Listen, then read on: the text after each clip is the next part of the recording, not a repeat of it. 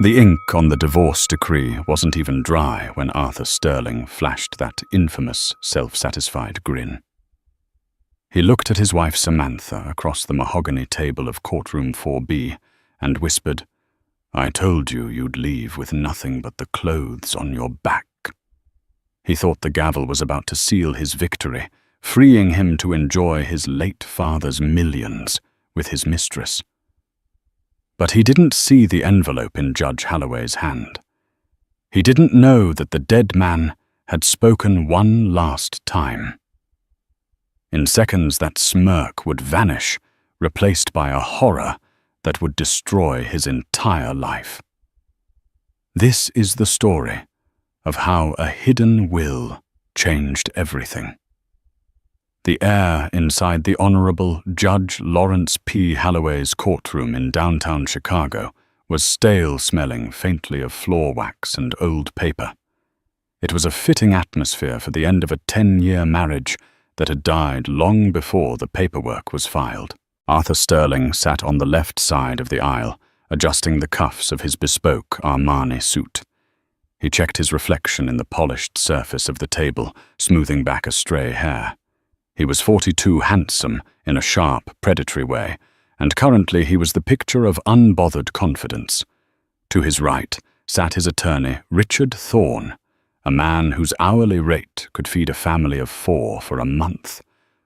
Opposite them sat Samantha Sterling. At 39, she looked exhausted. Her blonde hair was pulled back in a severe, messy bun, and her simple grey cardigan seemed threadbare compared to Arthur's silk tie. She sat with her hands clasped tightly in her lap, her knuckles white. She looked small, defeated, exactly how Arthur liked her. "Mr. Sterling," Judge Halloway said, his voice gravelly and impatient. He peered over his spectacles, looking at the papers in front of him. "You understand that by signing this settlement, you are agreeing to the terms of the pre-nuptial agreement verified in 2014. Ms. Sterling receives the Honda Civic, her personal effects, and a one-time payment of $10,000. You retain the house in Lake Forest, the apartment in the city, all investment portfolios, and the entirety of the Sterling family trust." Arthur picked up the heavy fountain pen, twirling it between his fingers. He looked at Samantha, locking eyes with her. He wanted her to see this. He wanted her to feel the weight of his triumph. "I understand perfectly, Your Honor," Arthur said, his voice smooth. He leaned in, lowering his voice just enough so only the immediate table could hear. "Fair is fair, isn't it, Sam? You did say you didn't marry me for the money. Now you get to prove it." Samantha didn't look up. She just stared at the wooden grain of the table. "Just sign it, Arthur," she whispered, her voice trembling. "Please, let's just get this over with." Arthur smirked. That little twist of his lips was his signature. It was the face he made when he closed a hostile takeover. The face he made when he fired an employee. And the face he had made 3 months ago when Samantha found the text messages from a 24-year-old fitness instructor named Isabella. "Don't rush me, darling," Arthur drawled. "I want to savor this." He put the pen to the paper. The scratch of the nib was loud in the silent room. He signed his name with a flourish, Arthur J. Sterling. He pushed the papers toward the center of the table and sat back, crossing his arms. He felt a rush of adrenaline. It was done. The timing was impeccable. His father, the legendary real estate tycoon, Harrison Sterling, had passed away just 7 days ago. The funeral had been a lavish affair, but for Arthur it was merely a countdown. Harrison had been difficult, old-fashioned, and incredibly stubborn. He had never approved of Arthur's lifestyle, the fast cars, the faster women, the ruthless business tactics that bordered on illegal. But Harrison was traditional, Arthur was his only son. The estate, valued at nearly $80 million, was about to transfer to Arthur free and clear, and because he was divorcing Samantha, now she wouldn't see a dime of that inheritance. It was a masterstroke of legal timing. Richard Thorne leaned over and patted Arthur on the shoulder. "Congratulations, Arthur. You're a free man, and a very, very rich one." "Miss Sterling," the judge addressed Samantha. "Your signature, please." Samantha reached for the pen with a shaking hand. She hesitated for a moment, looking up at the judge. Halloway had been a friend of her father-in-law, Harrison. She remembered Sunday dinners where the two old men would smoke cigars and play chess. Halloway's eyes softened slightly as he looked at her, a strange expression of pity, or perhaps anticipation, on his face. "Is there a problem, Ms. Sterling?" Arthur asked, checking his Rolex. "Isabella is waiting for me. We have a flight to the Maldives to catch. I'd hate to miss it because you forgot how to write your name." Samantha took a deep breath. She signed, Samantha Miller. She dropped the name Sterling as fast as she could. "There," she said, pushing the papers away as if they burned her. "It's done. I'm leaving." Samantha grabbed her purse and stood up to leave. She wanted to get out of there before she broke down.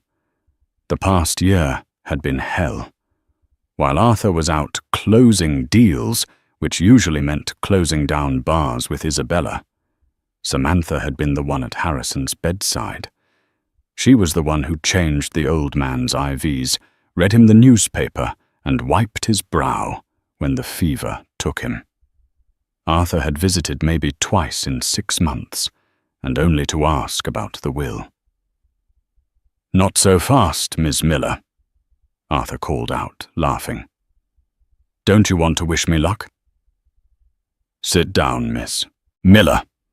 Judge Halloway's voice boomed suddenly, cutting through Arthur's laughter like a knife. It wasn't a request. It was a command. Samantha froze. "Your Honor." "I said, sit down," Halloway repeated. He wasn't looking at the divorce papers anymore. He had opened a drawer in his bench and pulled out a thick manila envelope sealed with red wax. Arthur frowned, the smirk faltering for a fraction of a second. "Your Honor, the proceedings are concluded. My client has a plane to catch," Richard Thorne interjected, sensing a shift in the atmosphere. "Your client," Judge Halloway said, his eyes locking onto Arthur with a steely intensity, "is going nowhere until I execute the final request of the deceased Harrison Sterling." Arthur scoffed. "My father. What does this have to do with my divorce? The will is being probated by the firm of Davis & Lee. This is family court. This," Halloway held up the envelope, "is a testamentary caveat, a legal instrument your father entrusted to me personally, to be opened only after the dissolution of your marriage was signed, but before the divorce decree was stamped by the court." The room went deadly silent. The air conditioner hummed, sounding like a roar in the quiet. Arthur's smirk was gone now, replaced by a furrowed brow of confusion. "I don't understand," Arthur said, his voice losing its smooth edge. "You don't have to understand, Arthur," Halloway said, breaking the wax seal with a loud crack. "You just have to listen." Judge Halloway took his time. He pulled a pair of reading glasses from his breast pocket, cleaned them slowly with a handkerchief, and placed them on his nose. He unfolded the document, the parchment crinkling under the microphone. Samantha sat back down slowly, her heart pounding. She looked at the judge, then at Arthur. For the first time in years, Arthur looked genuinely unsettled. He was gripping the armrests of his chair so tightly, his knuckles were white. "This document," Judge Halloway began, his voice projecting clearly through the courtroom. was drafted and notarized inside Harrison Sterling's hospice room 3 days before his death. Witnesses were myself and the chief of medicine at St. Luke's Hospital. 3 days, Arthur blurted out. That's impossible. My father was delirious. He couldn't draft a legal document. I'll contest this. You will be silent. Halloway slammed his hand on the bench. Your father was lucid, Mr. Sterling. In fact, his mind was sharper than it had been in months. He knew exactly what he was doing, and he knew exactly what you were doing. Arthur's mouth snapped shut. Richard Thorne whispered frantically in his ear, probably telling him to keep quiet before he was held in contempt. I will read the statement from Harrison Sterling now, the judge said. He looked down at the paper and began to read. To my son Arthur, if you are hearing this, it means you have successfully divorced Samantha. It means you have prioritized your greed and your lust over the only woman who ever truly loved you or me. It means you sat across from her and forced her to sign away her dignity while you gloated about your victory. Samantha gasped, covering her mouth with her hand. Tears welled up in her eyes. Harrison had seen. He had known. The judge continued, his voice steady. You believe, Arthur, that you have been clever. You waited until I was in the ground to finalize the divorce so that the inheritance would be yours alone, classified as separate property, untouchable by Samantha. You assumed that because I was dying I wasn't paying attention. You were wrong. Arthur's face was turning a shade of crimson. This is ridiculous, he hissed. It's a lecture from the grave. Can we go? Read the next clause, Your Honor. Richard Thorne said, his voice tight. Let's get to the legal standing. Judge Halloway looked over his glasses at Arthur. Patience, Arthur.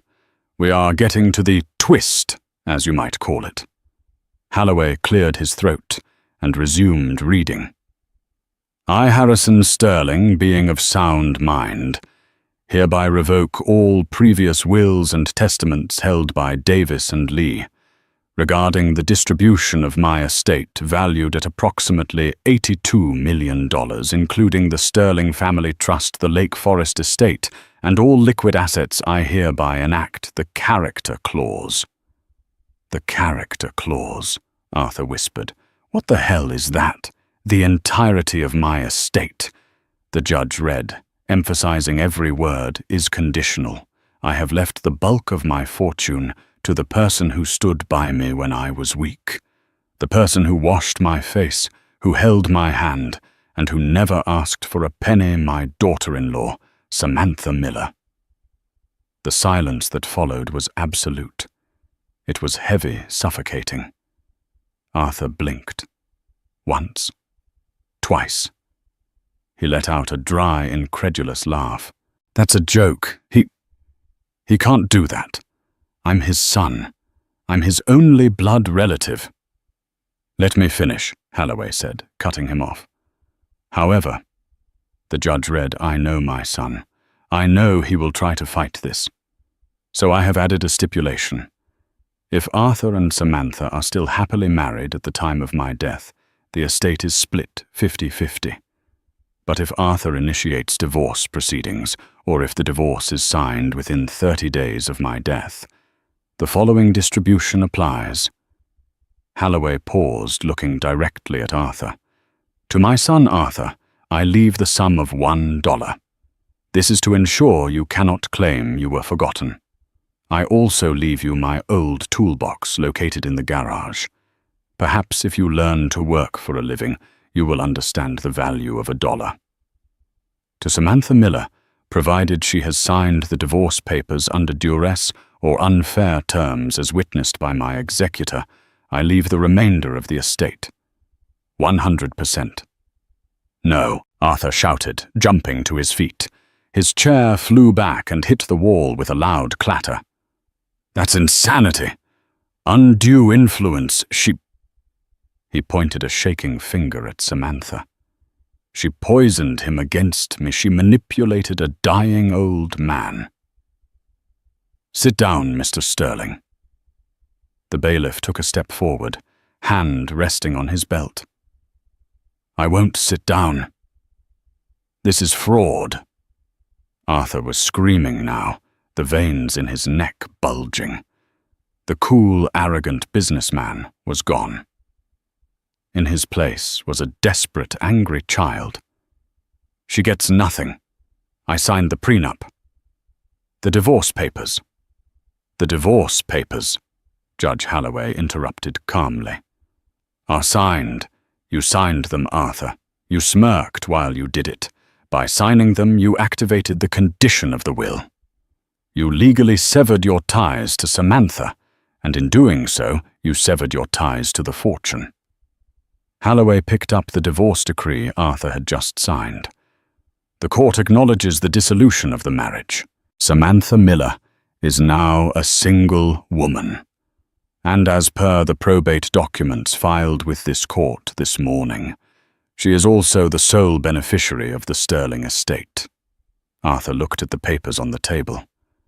The ink he had stared at so proudly just minutes ago now looked like a death sentence. He had signed his own disinheritance. He turned to his lawyer.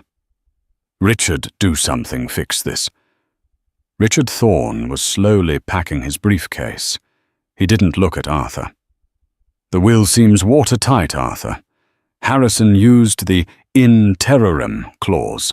If you contest it, you lose even the $1. And frankly, my retainer was based on the expectation of your inheritance. Richard clicked his briefcase shut. We'll need to discuss how you plan to pay my outstanding bill for today. I don't accept toolboxes. Arthur stood alone in the center of the courtroom. He looked at Samantha. Samantha was still sitting stunned. She hadn't moved. She looked up at the judge, then at Arthur. The shock was fading, replaced by a slow realization. Harrison hadn't just left her money. He had given her freedom. He had given her justice. She stood up slowly. She picked up her cheap purse. She looked at Arthur, who was breathing heavily, his face pale, his eyes wide with panic. Arthur, she said softly. He looked at her, a glimmer of hope in his eyes. Sam, listen. We can fix this. We can tear up the papers. The judge hasn't stamped them yet. We can... No, Samantha said. Her voice was stronger now. You wanted this. You wanted to be free of me. You wanted to go to the Maldives with Isabella. She walked past him, heading toward the heavy wooden doors of the courtroom. Sam, wait, baby, please. Arthur lunged toward her, but the bailiff stepped in his way. Samantha paused at the door. She didn't look back. Enjoy the toolbox, Arthur. Your father always said you needed to fix a few things about yourself. She pushed the doors open and walked out into the hallway, leaving Arthur Sterling screaming in a room that suddenly felt very, very small. But the story didn't end there. Arthur Sterling was not a man who gave up easily, and $80 million was enough money to make people do dangerous things. As Samantha stepped into the elevator, she didn't know that Arthur was already formulating a plan, one that didn't involve lawyers, but rather people who operated in the shadows. The will had been read, but the war had just begun. Samantha walked out of the courthouse and into the blinding midday sun of Chicago. The city noise horns, honking the rumble of the L train. The chatter of pedestrians felt distant, like she was hearing it underwater. She clutched the manila envelope containing her copy of the will to her chest, as if it were a life preserver in a stormy sea. She didn't feel rich. She didn't feel triumphant. She felt nauseous. The adrenaline that had sustained her through the confrontation with Arthur was draining away, leaving her knees weak. She sat on a concrete bench near the fountain, taking deep, shaky breaths. $82 million. It was a number that didn't make sense. For the last 10 years, she had to ask Arthur for grocery money. She had to produce receipts for every purchase over $50. She had been a prisoner in a gilded cage, and now suddenly she owned the cage and everything in it. Her phone buzzed. It was a text from her sister Jessica. "Are you okay? Did he sign it? Are you free?" Samantha typed back, her fingers trembling. "He signed. It's over. But you need to come pick me up. Something happened. Something big." While Samantha was trying to steady her breathing, Arthur Sterling was hyperventilating in the underground parking garage. He sat in his silver Porsche 911, the engine idling. He had been sitting there for 20 minutes, staring at the concrete wall. He had tried to call Richard Thorne 5 times. Each time it went straight to voicemail. The lawyer, sensing the sinking ship, had already cut communications. "Damn it!" Arthur screamed, slamming his fists against the steering wheel until the horn blared, echoing through the garage. He needed a plan. He needed cash. He needed to get to the bank before the probate court froze the accounts. Judge Holloway had said the paperwork was filed this morning, but surely there was a lag time. Banks were bureaucratic dinosaurs. They moved slowly. If he could get to the main branch of Chase on Dearborn Street, he could transfer the operating capital from his business account, about $200,000, into an offshore shell account he kept for rainy days. He threw the car into reverse tires, screeching, and sped out of the garage. He drove aggressively, weaving through traffic, ignoring red lights. He pulled up to the bank, leaving the Porsche in a loading zone. He marched inside, straightening his tie, trying to summon the aura of the powerful CEO he was yesterday. He approached the teller, a young woman named Sarah, who knew him well. "Mr. Sterling." She smiled, though it looked a bit strained. "How can I help you? I need to make a wire transfer." Arthur said, his voice clipped. "International. 200,000. Immediate authorization." Sarah typed on her keyboard. She frowned. She typed again. "I'm sorry, Mr. Sterling," she said, her voice dropping to a whisper. "The system is flagging the account." "Flagging it? For what?" "It's my company account. It says, deceased estate, probate hold. The executor has placed a freeze on all assets connected to the Sterling Family Trust and its subsidiaries." Arthur felt the blood drain from his face. "That's a mistake. That's my business account. It's separate from my father's estate."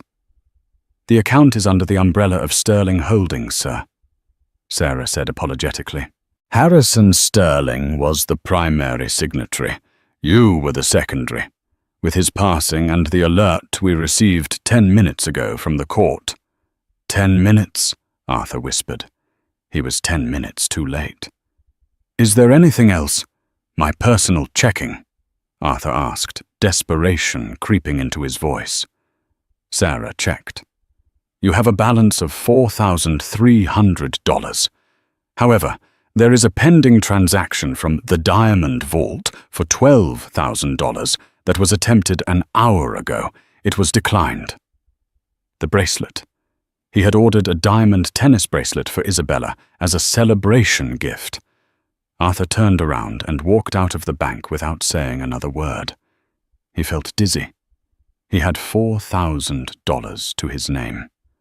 The lease on his penthouse apartment in the city was due next week, $6,000 a month. The payments on the Porsche were $2,000. He was insolvent. He got back into his car, and his phone rang. The screen flashed "My Goddess, Isabella." He took a deep breath. He had to play this cool. If Isabella knew he was broke, she would be gone, faster than the money. He needed her. He needed her connections, her support, maybe even a loan, until he could sue Samantha and get his money back. "Hey, baby," Arthur answered, forcing a cheerful tone. "I'm just leaving the bank, dealing with some boring paperwork for the inheritance." "Arthur." Isabella's voice was cold. Ice cold. "Where are you?" "I'm coming to pick you up. We have that flight to the Maldives at 6, remember?" "Don't bother," she said. "What? What do you mean?" "I saw the news, Arthur. TMZ picked it up.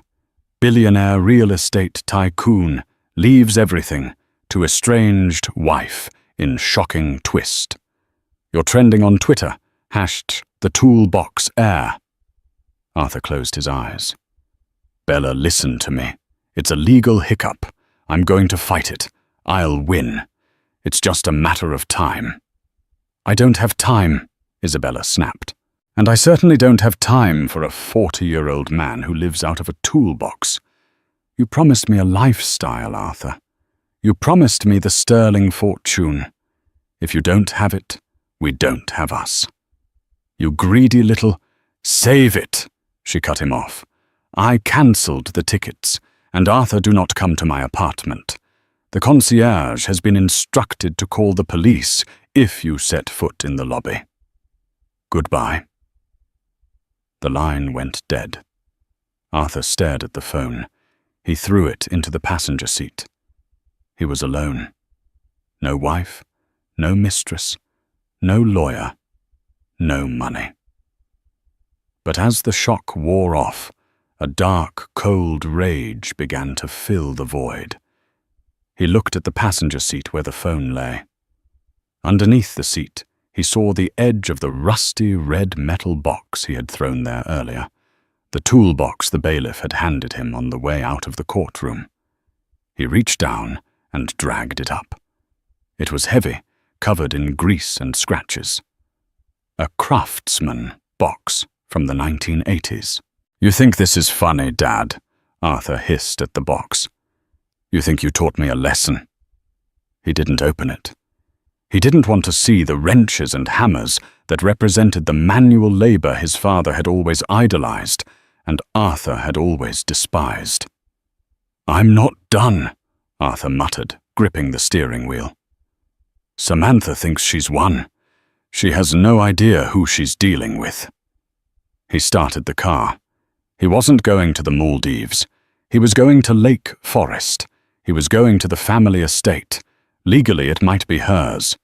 But possession was 9/10 of the law, and he wasn't leaving that house without a fight.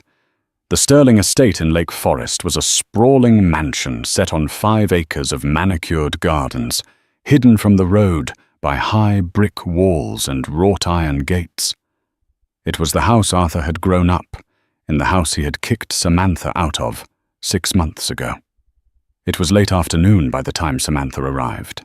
She was in the passenger seat of her sister Jessica's beaten-up Ford Explorer.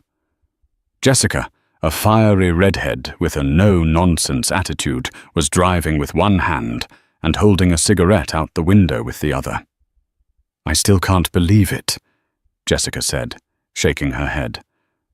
"Old man Harrison actually did it. I always thought he was a grump, but turns out he was a genius." "He was just sad," Samantha said softly, looking out the window at the passing trees. "He missed his wife. He hated what Arthur had become. He told me once that money was like salt water. The more you drink, the thirstier you get. He watched Arthur drowning and couldn't save him." "Well, Arthur is about to drown for real," Jessica said, turning the car onto the private drive leading to the estate. "So what's the plan?" "We go in, change the locks, and pop some champagne." "I just want to get my things," Samantha said. "My grandmother's quilt, my photo albums. Arthur locked them in the guest room and wouldn't let me take them when I left. I don't care about the rest yet." They pulled up to the massive iron gates. Usually they were closed, requiring a code. Today they were standing wide open. "That's not right," Samantha frowned. The security system should be auto-locked. Jessica slowed the car. Maybe the staff left them open. Arthur fired the staff last week to save money before the inheritance came in, Samantha said. The house should be empty. They drove up the long driveway. As the house came into view, Samantha gasped. Arthur's silver Porsche was parked on the front lawn, not the driveway, the lawn leaving deep tire tracks in the pristine grass. The front door of the mansion was wide open. "He's here," Samantha whispered, fear clutching her throat. "Let him be here," Jessica said, unbuckling her seatbelt aggressively. "It's your house now, Sam. You have the papers." Jessica, no. He's dangerous when he's angry. "We should call the police and wait 20 minutes while he trashes the place." Jessica opened her door. "I'm not scared of Arthur Sterling." Samantha scrambled out of the car, clutching her phone. She followed Jessica up the stone steps. The inside of the house was quiet. Too quiet. "Arthur!" Jessica yelled, her voice echoing in the grand foyer. "Get your ass out here!" A crash came from the library down the hall, the sound of glass shattering. Samantha ran toward the sound, Jessica close behind. They stopped at the doorway of the library. The room was a wreck. Books were pulled off the shelves. The antique globe was smashed on the floor. And there, standing by the fireplace, was Arthur. He was holding a fire poker in one hand and a bottle of expensive scotch in the other. He looked disheveled, his tie undone, his eyes wild and bloodshot. He turned and saw them. A twisted smile spread across his face. "Welcome home, wifey," he slurred.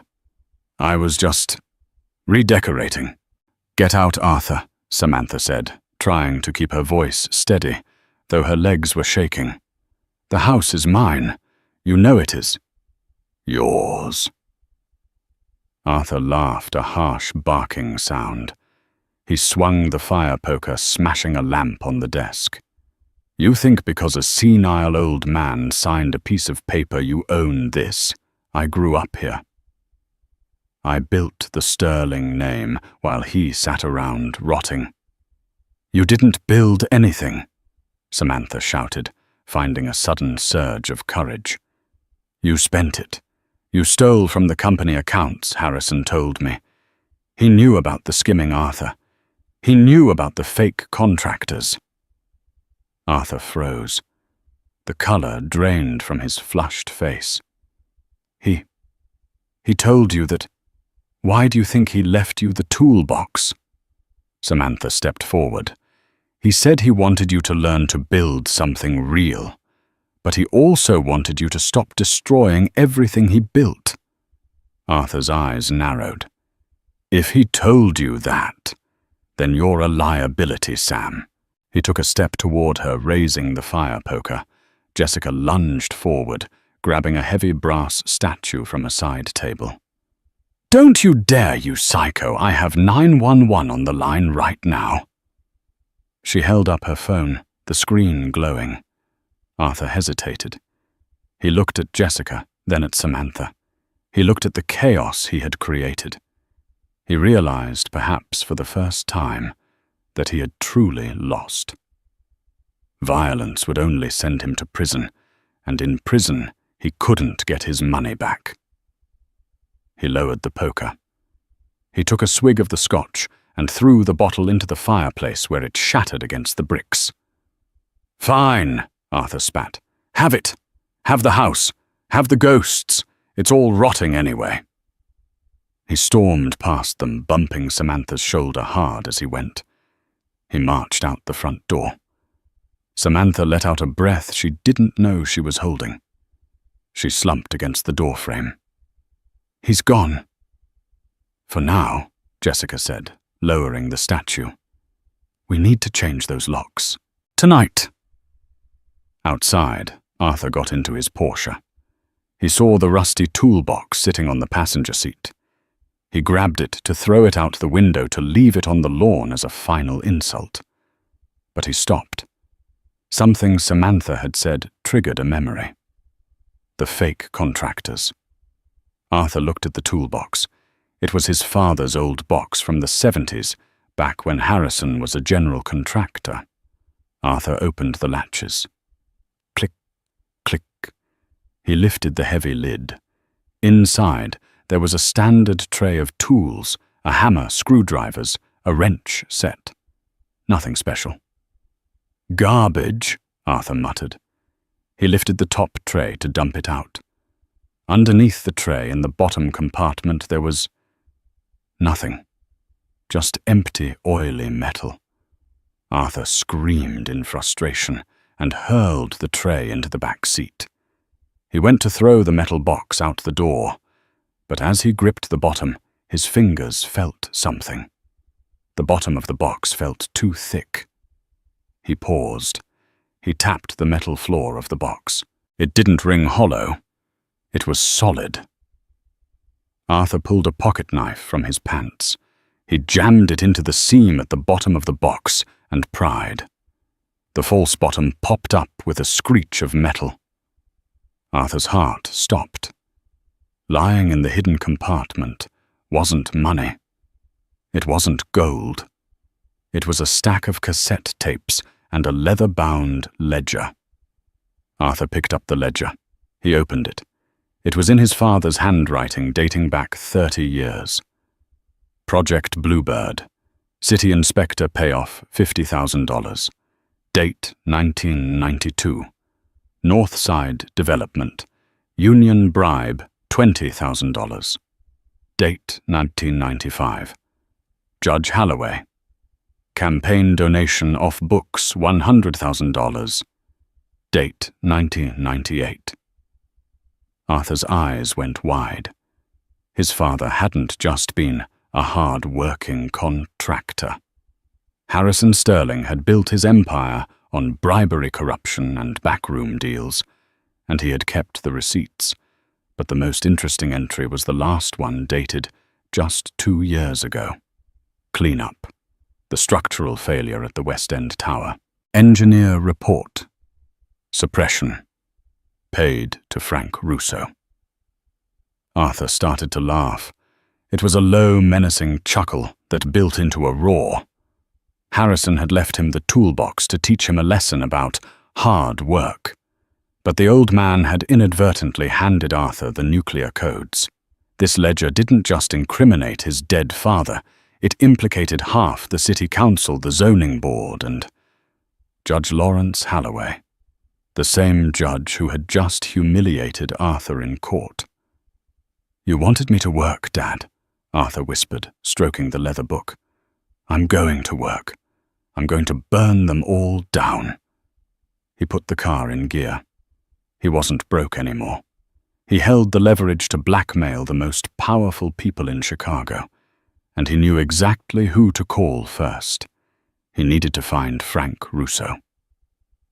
Arthur drove away from the mansion, leaving Samantha to her victory. She thought she had won the war. She didn't realize that by accepting the inheritance, she had also inherited the sins of the father, and Arthur was about to make her pay for them. Arthur Sterling sat in a booth at the back of the Rusty Anchor, a dive bar on the south side of Chicago that smelled of stale beer and regret. It was a place where men went to disappear, which made it the perfect place to find Frank Russo. Russo had been the chief structural engineer for Sterling Holdings for 15 years before being quietly let go with a massive severance package. He was a man who knew where the bodies were buried because he had poured the concrete over them. When Russo walked in, he looked like a ghost. Gaunt, shaking hands, yellowed eyes. He slid into the booth opposite Arthur, eyeing the glass of whiskey Arthur had already ordered for him. "I haven't seen you in years, Arthur," Russo rasped, downing the drink in one gulp. "Your old man kept me comfortable to stay away. With him dead, I figured the checks would stop." "The checks are definitely stopping Frank," Arthur said, leaning forward, his voice low. "But your freedom might be stopping too. Arthur slid a photocopy of a single page from the ledger across the sticky table. Russo looked at it, and the little colour left in his face vanished. West End Tower. Engineer report suppression. Paid to Frank Russo. "Where did you get this?" Russo whispered. "My father left me a toolbox." Arthur smirked, enjoying the power shift. He thought I'd use it to fix sinks. Instead, I'm using it to fix my life. Tell me about the West End Tower, Frank. The fire in 2021. The official report said it was faulty wiring. Russo looked around nervously. It wasn't wiring. It was the load-bearing columns on the 14th floor. We used substandard steel to cut costs. Harrison knew. I told him the stress fractures were showing. 2 days later, a gas leak caused an explosion on that floor. It gutted the evidence. The 3 maintenance workers who died, they didn't die from smoke. They were crushed before the fire even started. Arthur sat back, a cold thrill running down his spine. This was better than he imagined. It wasn't just negligence. It was manslaughter. And the cover-up involved the fire inspector, the zoning board, and the coroner. "Who signed off on the final inquiry?" Arthur asked. "Judge Holloway," Russo said. "Before he was a judge, he was the district attorney. He killed the investigation." Arthur smiled. "Thank you, Frank. You've been very helpful." "What are you going to do?" Russo asked, terrified. "I'm going to get my money back." Arthur left a $100 bill on the table and walked out. He drove his Porsche, now feeling like a tank, straight to the affluent suburb of Oak Park. He pulled up to a modest, dignified brick house with a manicured lawn, the home of the Honorable Judge Lawrence P. Holloway. It was 9:00 p.m. Arthur rang the doorbell. Holloway opened the door wearing a smoking jacket, looking every bit the respectable pillar of the community. When he saw Arthur, his face hardened. "Mr. Sterling, if you are here to harass me about the probate ruling, I will have you arrested for trespassing." "Uzzing. I'm not here about the will, Lawrence," Arthur said, using the judge's first name with deliberate disrespect. "I'm here about the West End Tower." Holloway froze. The door, which he was about to close, remained open. "May I come in?" Arthur asked politely. Holloway stepped aside wordlessly. They went into the study, the same room where Holloway likely drafted his moralizing speeches. Arthur didn't sit. He stood by the fireplace, pulling the black ledger from his jacket. "You gave a very moving performance in court today, Judge," Arthur began, "lecturing me about character, about greed. It was touching. But I'm curious. How much did my father pay you to look the other way, when 3 men were crushed to death in 2021? Holloway sank into his leather chair. He looked suddenly very old. "Arthur, you don't understand. It was a different time. Your father, he was a forceful man." "I don't care about the past," Arthur snapped. "I care about my future. Specifically the $82 million you just handed to my ex-wife." "I can't change the will," Holloway stammered. "It's a legal document. It's done. You're a judge. You can do anything," Arthur said, opening the ledger to the page marked 1998. "You can issue an emergency injunction. You can claim there was a procedural error. You can claim Samantha exercised undue influence on a dying man and freeze the assets pending a criminal investigation. You can tie this up in court for 10 years until she starves. That's unethical. It's illegal." Arthur tossed the ledger onto the judge's lap. "And this legal? Because if I don't see an injunction freezing Samantha's accounts by tomorrow morning, I'm taking this book to the FBI. I'll go to prison for my part in the company, sure. But you'll die in federal prison, Lawrence. You'll be the disgraced judge who took blood money." Holloway stared at the book. His hands were shaking. He looked up at Arthur, hate burning in his eyes. "You really are your father's son," Holloway whispered. "No," Arthur corrected him, buttoning his jacket. "My father had a conscience. That's why he kept the book. I don't have one. That's why I'm going to win." Arthur walked to the door. "Tomorrow morning, Judge, 9:00 a.m., or the book goes public." Arthur whistled as he walked back to his car. He had done it. He had played the trump card. But he wasn't done yet. Samantha had embarrassed him. She had pitied him. And for that, she had to pay. He picked up his phone and dialed a number he hadn't used in years. It was a contact saved simply as Cleaner. "Yeah," a gritty voice answered. "It's Sterling," Arthur said. "I have a job. I need you to plant something in a house in Lake Forest, and then I need you to make an anonymous tip to the police." "What are we planting?" "Drugs," Arthur said coldly. "A lot of them. Enough to make sure she doesn't just lose the money. I want her to lose her freedom." Samantha Sterling woke up in the master bedroom of the Sterling Manor.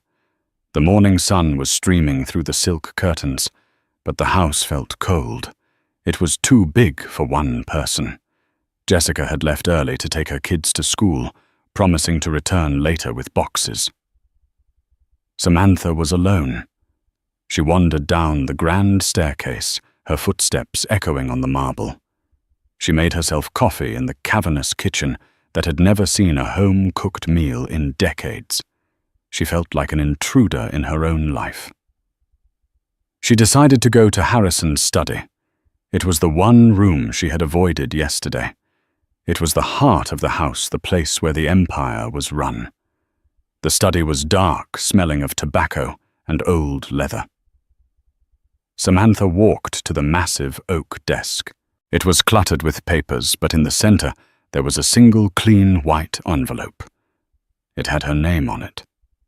Samantha. Her hands trembled as she picked it up. She recognized Harrison's shaky handwriting. She opened it. "My dearest Samantha, if you are reading this, the storm has passed and you are the owner of everything I built. I am sorry for the burden this places on you. Money is heavy, my dear. It changes people. But I must warn you, I did not leave Arthur the toolbox just to mock him. I left it because it was a test. Inside that box is a false bottom. It contains the records of my sins. If Arthur is the man I fear he has become, he will find it. And if he finds it, he will use it. He will come for you, Samantha. He will not accept defeat. He believes he is entitled to the world. There is a safe behind the painting of the hunt in the library. The combination is the date we first met, the day you brought me that terrible gelatin mold when I broke my hip. Inside, you will find the only thing that can stop him if he goes too far. Use it only if you must. Protect yourself. You were the daughter I never had. Love, Harrison." Samantha dropped the letter. A chill went through her. The toolbox. She remembered Arthur sitting in the driveway yesterday. She remembered the rage in his eyes. She remembered him taking the red metal box. "Oh, God," she whispered. Suddenly the front door burst open. Heavy boots thundered in the hallway. "Police search warrant." Samantha spun around, dropping her coffee mug. It shattered on the floor, brown liquid splashing onto the Persian rug. 3 uniformed officers and 2 detectives in cheap suits stormed into the study. "Samantha Sterling," the lead detective barked.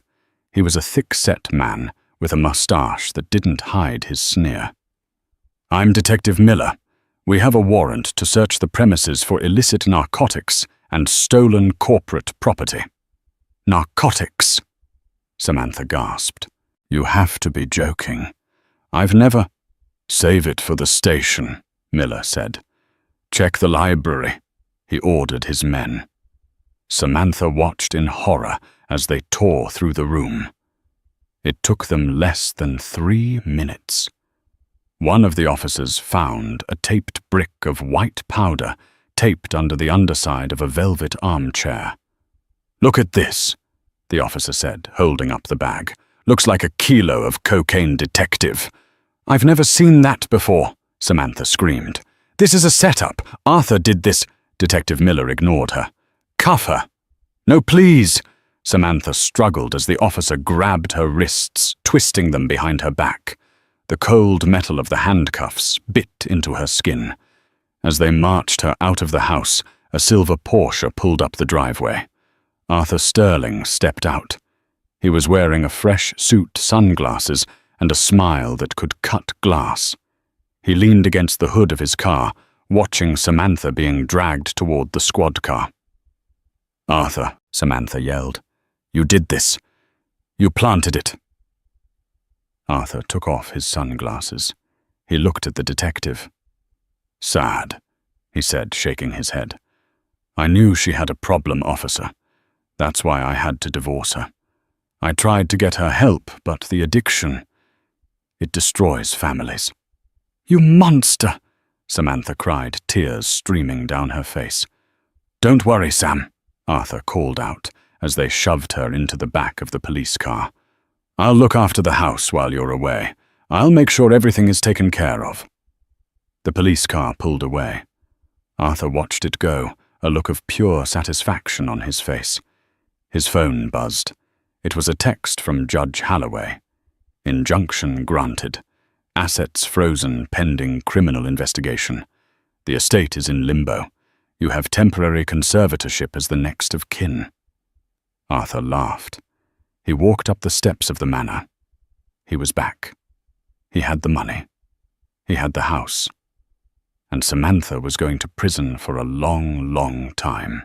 He walked into the foyer, kicking the door shut behind him. He felt invincible. But he had made one mistake. He hadn't checked the library painting. In the chaos of the raid, the police hadn't looked behind the painting of the fox hunt. They had found the drugs Arthur planted and stopped looking. And Arthur didn't know about the safe. Meanwhile, at the precinct, Samantha was being processed, fingerprinted, mugshot, stripped of her jewelry. She was placed in a holding cell that smelled of urine and bleach. She sat on the metal bench, her head in her hands. She felt broken. Arthur had won. He was too smart, too cruel. Samantha Sterling. She looked up. A man was standing on the other side of the bars. He was wearing a sharp navy suit, holding a briefcase. He looked familiar. It was Richard Thorne, Arthur's lawyer. What do you want? Samantha spat. Did he send you to gloat? No. Thorne said, his voice smooth. He didn't send me. In fact, he hasn't paid my bill in 3 months. And if there is one thing I hate more than losing a case, Miss Sterling, it is a client who doesn't pay. Thorne signaled the guard to open the cell. I saw the news, Thorne said, stepping inside. Arthur is playing a dangerous game, blackmailing judges, planting evidence. He's sloppy. He seems pretty effective to me, Samantha said bitterly. He's arrogant, Thorne corrected. He thinks he's the only one who knows the law, but I know where Arthur hides his skeletons. I represented him for 10 years. Thorne sat down next to her. I can get you out on bail within the hour. The search warrant was flimsy, and the anonymous tip can be traced if you know who to ask. But if we are going to take him down, we need to do it permanently. Why would you help me? Because you have $80 million. Thorne smiled a shark-like grin that was surprisingly comforting. And because Arthur called me a glorified paralegal yesterday, I have a professional reputation to uphold." Samantha looked at him. She thought about Harrison's letter. Use it only if you must. "Get me out of here," Samantha said, her eyes hardening. "I need to get back to the house. There's something in the library I need to find." "The police sealed the house," Thorne said. "Arthur is legally in possession as the conservator." "Then we have to break in," Samantha said. Thorne raised an eyebrow. "Breaking and entering." "That's illegal, Ms. Sterling." "It's not breaking and entering if it's my house," Samantha said. "And besides, Arthur thinks the war is over. He thinks I'm helpless." She stood up, wiping the tears from her face. "He's about to find out that he didn't just inherit a toolbox," Samantha said. "He inherited a wrecking ball." Arthur Sterling sat in his father's leather chair, swirling a glass of 50-year-old Macallan. The house was silent, save for the crackling fire. He had won. Samantha was in a cell, the judge was in his pocket, and the $80 million estate was effectively his again. He raised his glass to the empty room. "To the victor," he whispered. The lights suddenly flickered and died. The room plunged into darkness, illuminated only by the dying embers of the fireplace. "What the hell?" Arthur grumbled, standing up. The heavy oak doors of the study creaked open. A silhouette stood in the doorway, backlit by a flashlight. "Who's there?" Arthur demanded, reaching for the fire poker, his weapon of choice lately. "Put it down, Arthur," a voice said. It was calm, icy, and female. The beam of the flashlight swung up, revealing Samantha's face. She wasn't crying anymore. She looked fierce. Behind her stood Richard Thorne and two men in windbreakers, stamped with 3 letters FBI. "Samantha." Arthur laughed nervously, though his grip on the poker tightened. "How did you get out? And bringing the feds? You really are desperate. I have the judge, remember. I have the leverage." "You have a book, Arthur," Samantha said, stepping into the room. "A book your father left you as bait." "Bait," Arthur scoffed. "It's evidence. It proves the old man was a crook. It proves Holloway was corrupt." "It proves Harrison was corrupt," Samantha corrected. "But it didn't prove you were." She walked past him, ignoring the weapon in his hand, and went straight to the painting of the fox hunt on the far wall. She reached behind the frame, her fingers finding the hidden latch. The painting swung forward, revealing a heavy steel safe. Arthur froze. "I didn't know that was there." "Harrison knew you wouldn't look," she said. She turned the dial. Left to 10. Right to 14. Left to 20. The date they met. The safe clicked open. Inside there was no money, just a single digital voice recorder and a stack of files. Samantha picked up the recorder and pressed play. Harrison's voice filled the room, raspy but clear.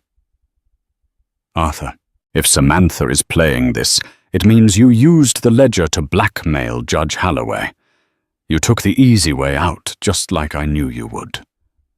Arthur's face went pale. "But the ledger only tells half the story." The recording continued. "It shows the bribes I paid. But this tape, this is the recording of the meeting in 2021, the meeting where I begged you not to use the cheap steel for the West End Tower.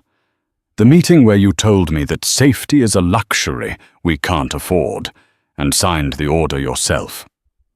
Arthur lunged for the recorder. "Give me that!" The 2 FBI agents tackled him before he could take 2 steps. Arthur hit the floor hard, the wind knocked out of him. "Arthur Sterling," one of the agents said, hauling him up and slapping handcuffs on his wrists. "You are under arrest for corporate manslaughter, racketeering, and extortion." "You can't do this," Arthur screamed, struggling against the cuffs. "Thorne, do something!" Richard Thorne stepped forward, checking his watch. I am doing something, Arthur. I'm representing Ms. Sterling now, and I'm advising you to remain silent, though we both know you never could keep your mouth shut. Samantha walked up to Arthur. She held the recorder in her hand, the final nail in his coffin. You smirked when you signed the divorce papers, Arthur, she said softly. You smirked when you planted the drugs, but you forgot one thing. What? Arthur spat, his eyes wild with fear. Your father didn't leave you the toolbox because he hated you, she said. He left it to you because he knew eventually you'd try to dismantle everything. He just wanted to make sure I had the tools to build it back up. As the agents dragged Arthur out of the mansion, screaming obscenities into the night, Samantha stood in the center of the study. She looked at Thorne, who gave her a respectful nod. She looked around the room. The oppressive weight of the house was gone. The ghosts had been exorcised. She walked to the desk and picked up the phone. Who are you calling? Thorne asked. The press. No. Samantha said, a small smile touching her lips. I'm calling the staff. I think it's time to give everyone their jobs back. And then I'm going to redecorate. In the end, Arthur Sterling got exactly what he deserved. He traded a life of luxury for a 10-year sentence in a federal penitentiary. The toolbox heir became a cautionary tale in Chicago high society. Samantha Sterling used the inheritance not for yachts or private jets, but to set up a foundation for families affected by construction negligence, starting with the victims of the West End Tower. She proved that while money can reveal a person's character, it is integrity that defines their legacy. Harrison Sterling's final gamble had paid off. The empire was finally in safe hands. Did this story keep you on the edge of your seat? If you enjoyed seeing justice served and the arrogant billionaire get taken down, please smash that like button. It really helps the channel. Don't forget to share this video with a friend who loves a good drama, and subscribe for more twisted tales of betrayal and revenge. Let me know in the comments. Would you have opened the safe? Thanks for watching.